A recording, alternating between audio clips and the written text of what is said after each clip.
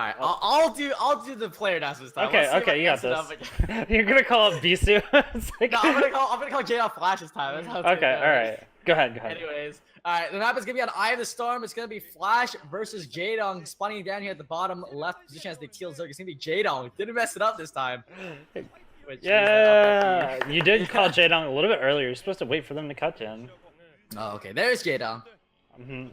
Which means that up at the top left position. Whoa, it's wait not cross position. Did Jaedong just attack his drone? He did. Yeah, he did. He did. Wow. And on top left, there's the green tear. It's gonna be Flash. He's twitching a little bit. He's just.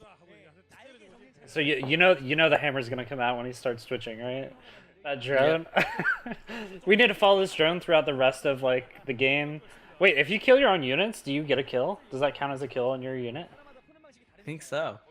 That'd be amazing if you like killed one of his units and then like have the traitor drone follow it around the entire game, but it doesn't look like that's gonna happen. I don't even know how you make that mistake. How do you accidentally click like click something? Yeah, how do you click A? I guess he's trying to select the larva and he had A.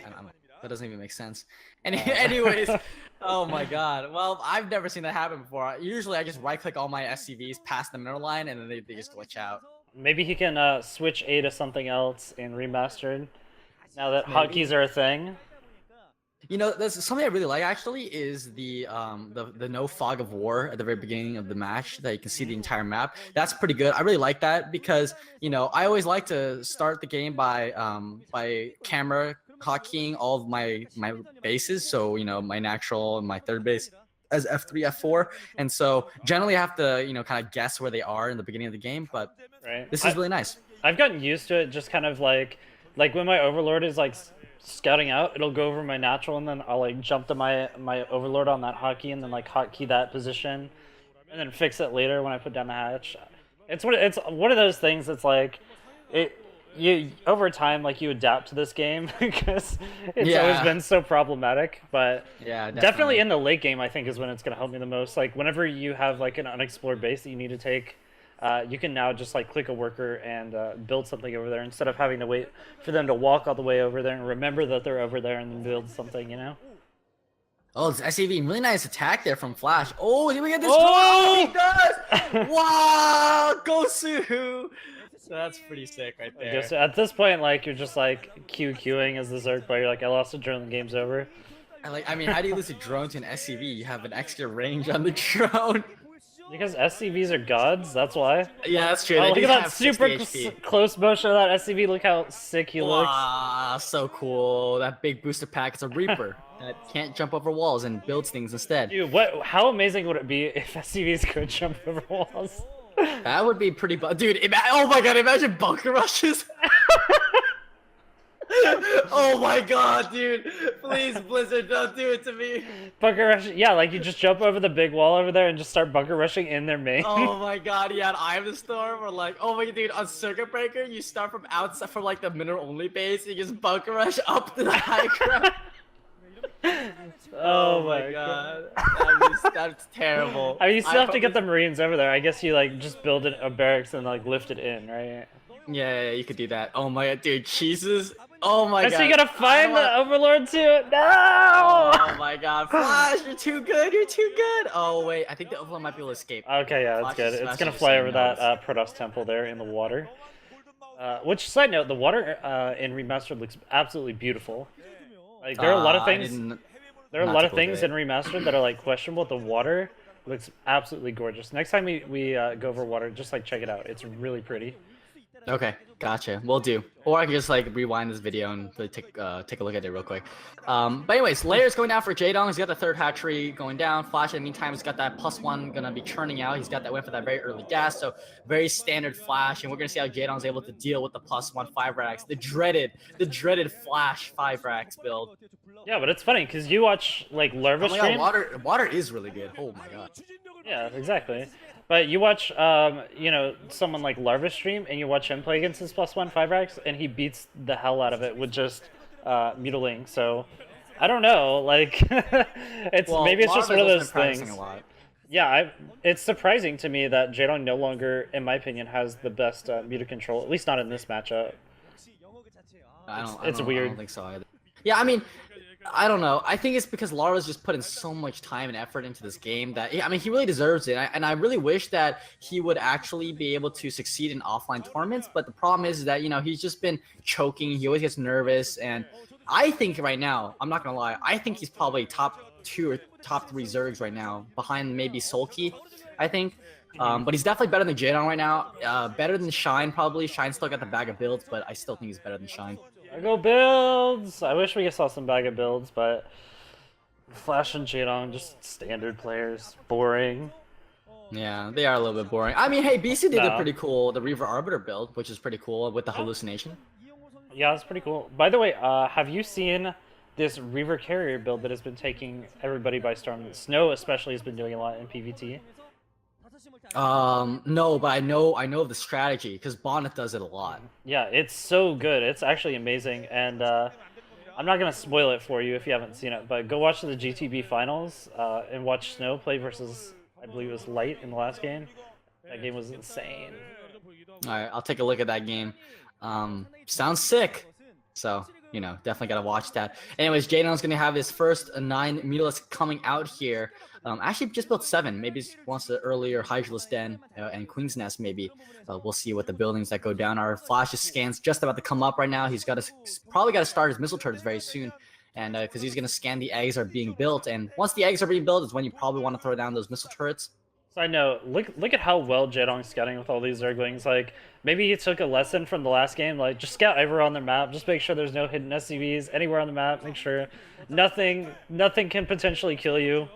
But the first couple of Munos are going to be out across the map, and missile turret's already up for Flash. So prim and proper with that timing. It's always perfect. Yep, Flash is just super crisp right now. All of his timings are super good. One of the problems I have with the +1 fire axe is I always forget my missile turrets and I just die to beat us. Yeah, you're like, oh, I have a whole bunch of bio, I'll be fine.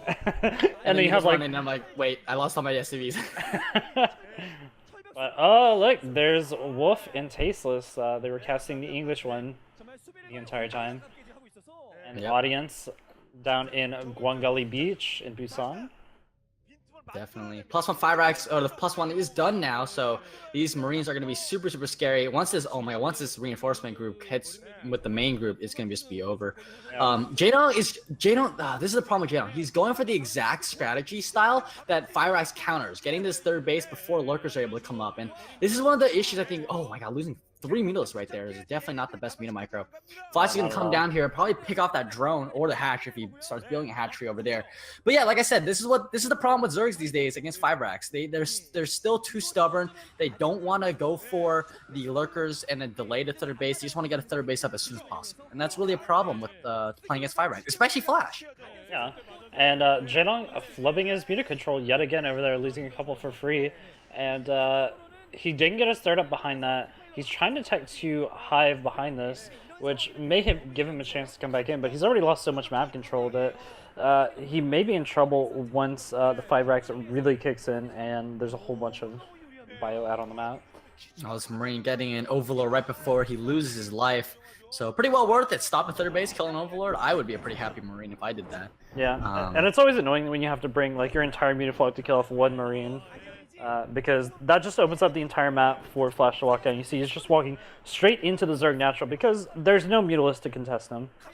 Yeah, there's no Mutas right now. There's not even any lurkers out right now for Jaedong. I don't even know if lurkers are morphing right now. It's very late lurkers. There they are. The lurker eggs are still just now being built. If 4 Sun Colonies is going to be a little bit hard for Flash to break this, but he's going to go for it anyways. Here comes the stim in, and we're going to see if this attack works well. Jaedong trying to do his best to migrate these Mutalisks. He's doing a pretty good job actually of being able to hold these, getting a lot of good splash damage onto those Marines. There's a couple of seconds at the bottom are going to go down. The Zerglings though from behind are getting good surround. The lurkers are going to finish up, and yeah, Flash going to lose all these Marines actually. Really bad there from Flash. I don't know why he went in. Yeah, definitely. But I mean, if you look at it though, Jaedong did lose a lot of Mutalisks in that exchange. So his Mutalisk control of the middle of the map is significantly less than it was a moment ago. And now we're seeing the SK Terran style coming out of Flash. Yeah, this is Flash's bread and butter nowadays. He has kind of shifted away from the Mac transition and really enjoyed this SK Terran style that he really likes it, so I guess it's been successful for him.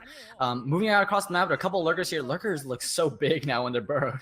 Yeah, definitely. I think the reason why SK Terran style is such a good follow-up to this particular style of play is because you're going so heavily on the bio that the only way to really counter it is to get a bunch of lurkers, and then surprise, surprise, the best way to counter lurkers is to get a bunch of dropships. So it's a really interesting take, a very interesting way to just kind of mess with the Zerg's tech and force them to do things that they don't really want to do. Yep, that is true. That's a good point right there. Divided Mountain is finished now. Nice Canal also being built right now at the third base. He's got 2 dropships out right now, so we're going to see how good this drop is going to be, or if Jaedong's going to be easily able to clean it up right now. Overlord, I think, did see it maybe, and Flash, again, just running around. Yeah, I think he's, well, no, maybe he didn't, because right now he's moving his Minas away. Yeah, so he's actually going to miss it, and some of these Marines are going to be able to get dropped. I think he only dropped 2 in the natural. The rest are going to be going into the main.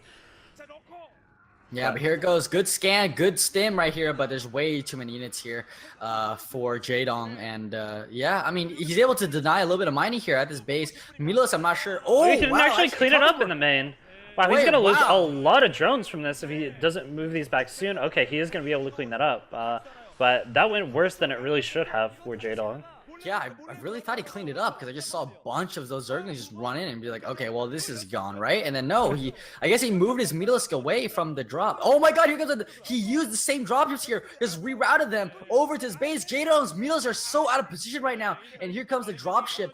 Oh my god, That base is dead. all of his units into Nidus. That base is so dead. As long as he just snipes the Nidus, he'll be in good shape. Good scan there to pick up. Wow, look how those... spread out those Marines are. Perfect spread there from Flash. Those Lurkers not getting any splash damage here. Killing off a bunch of those drones. Mules are going to be way too late in time to deal with this. Nice Canal is about to go down. And Scourge are trying to find those dropships, but they are long, long gone. Yeah, Flash is doing an excellent job of tugging his opponent around the map, tugging him into the main base, tugging him at the third. Now he's probably going to be pushing into the main base yet again once he gets his next units macroed out.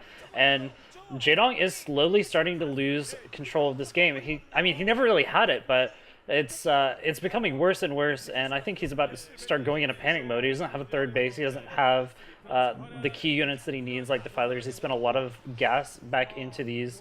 Another drop.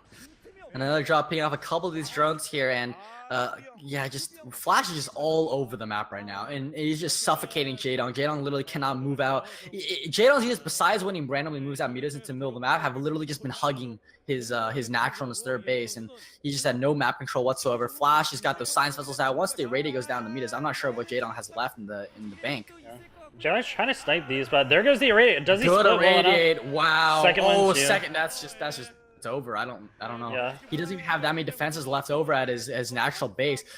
This force is probably going to be good enough to even take it. I'm not sure how many lurkers he has. One. He's got one. But let's be real. Oh, okay, never mind. There's the GG. Jaedong's just gonna give up. He already sees the writing on the wall. He's gonna give up. Just wow, just fantastic play from Flash there. Just a perfect +1 5 racks. And again, I just don't know. I think when Jaedong tries to play standard and his style against Flash when he goes 5 racks, he will always lose because his style just does not work well against the 5 racks. He tries to take that early third base, tries to utilize those metas, and he hasn't been practicing as much as people like Larva has. He really has been slumping a bit, and I think that's an issue for Jaedong.